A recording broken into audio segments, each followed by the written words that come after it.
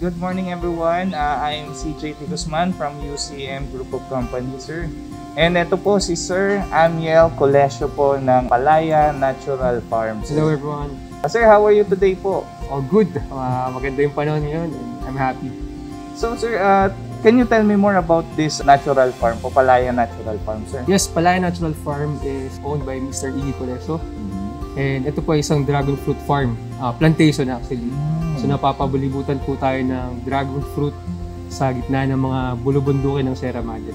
Ano ho ba ang nagtulak sa inyo? Bakit kumuha kayo ng ATV, sir? Ano ho ba yung naging idea, sir? Or kanino ho ba siya galing?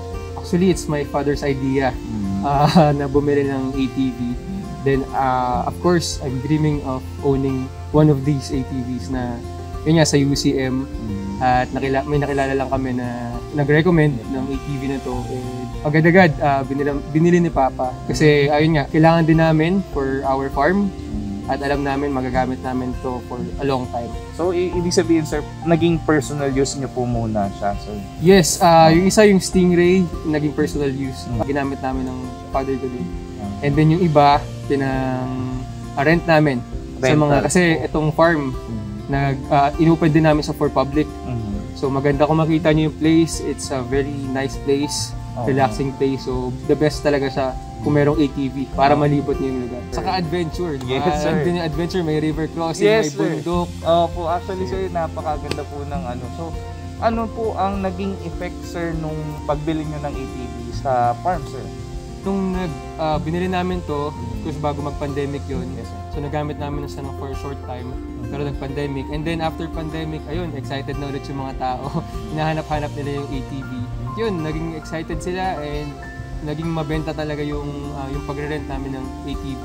Nag-enjoy yung mga guests namin na nalibot nila yung farm gamit yung ATV. At talagang very, naman talaga yung quality. Yes, sir. Maganda talaga. Ano ho ba yung maire-recommend nyo po? Or ano yung pwede nyong ibigay na tip doon pa po sa mga nagbabalak pa lang or yung doon sa mga nagkakaroon po ng interest of buying ATV? Yes, kung naghahanap kayo ng quality, comfortable na ATV, at ang UCM po ay nag-o-offer ng pinakamagandang produkto ng ATV. And kami ng father ko na subukan na to for at least 4 years. Ito pa rin, maayos pa rin, and na-maintain naman na maayos. And then yun, kung kayo rin kailangan nyo sa inyong business, very maganda sang produkto para magkaroon kayo ng profit.